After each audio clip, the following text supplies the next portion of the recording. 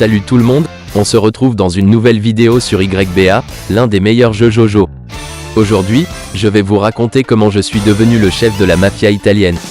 Cela correspond à la partie 5 de JoJo's Bizarre Adventure, intitulée Golden Wind, Vento Oreo en italien.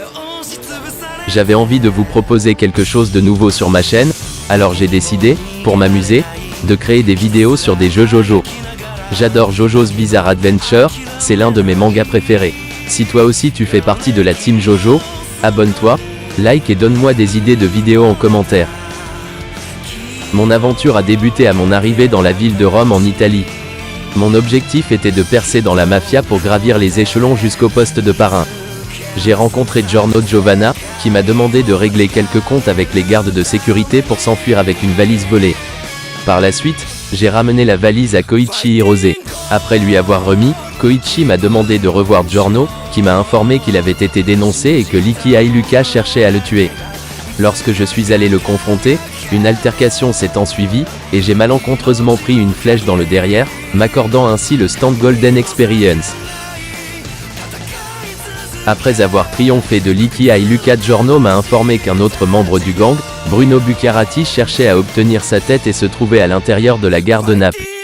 La personne que je devais affronter possédait également un stand nommé Sticky Fingers.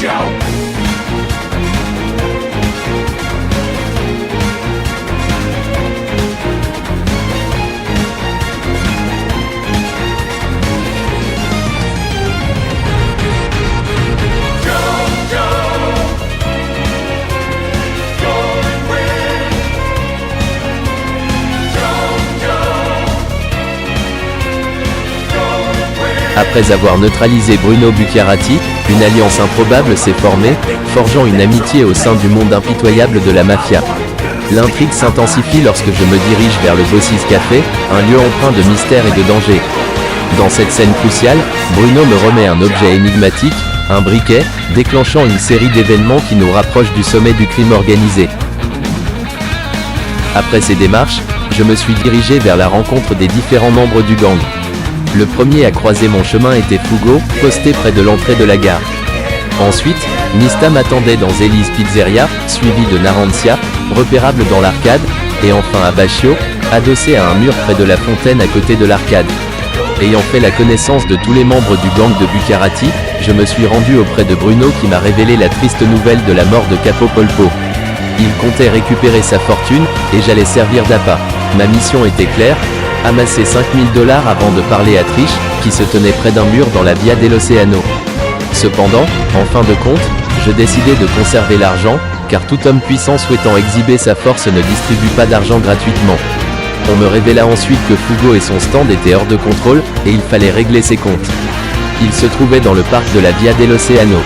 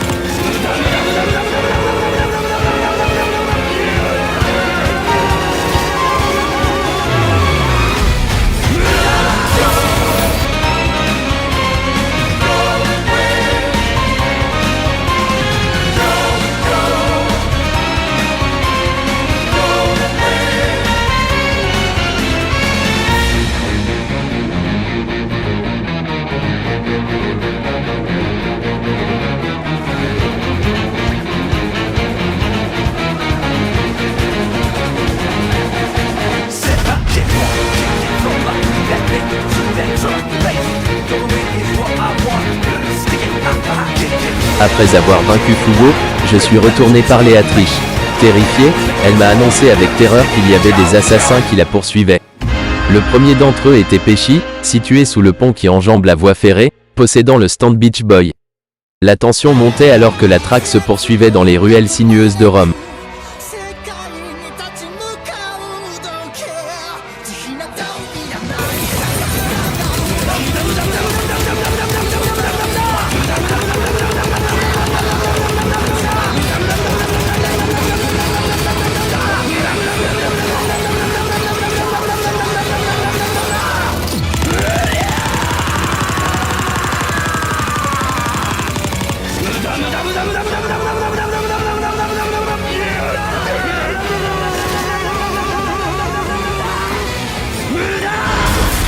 Arrivederci.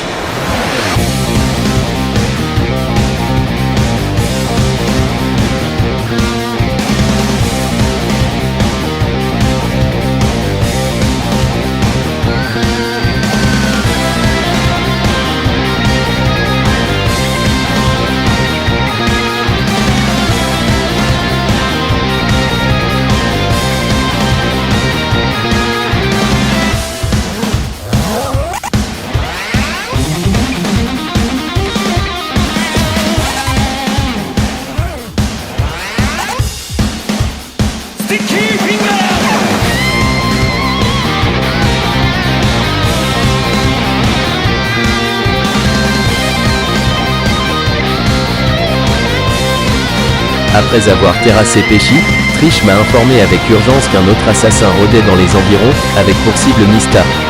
Tandis que je discutais avec Trish, une tension palpable s'est installée, mon regard se dirigeant instinctivement vers Mista, posté non loin de la sortie de la gare.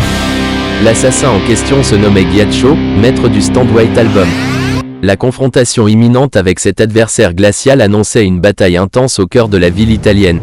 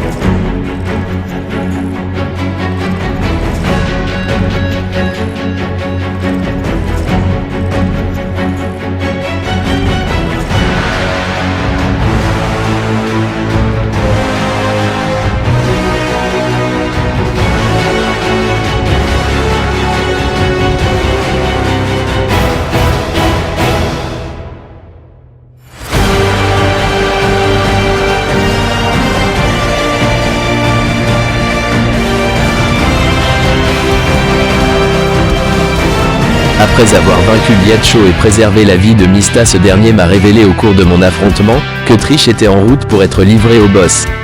Bruno Bucciarati souhaitait me rencontrer devant le château relié au City Bridge lors de notre échange. Bruno m'a expliqué que Trish était la fille du boss, et que la Squadra Esecuzioni avait planifié son enlèvement pour tenter de découvrir l'identité secrète du boss car celle-ci demeurait inconnue. Bruno m'a informé du décès tragique d'Abascio tué par The Boss, mais il avait réussi à percer le voile de l'énigme révélant l'identité du boss sous le nom de Diavolo.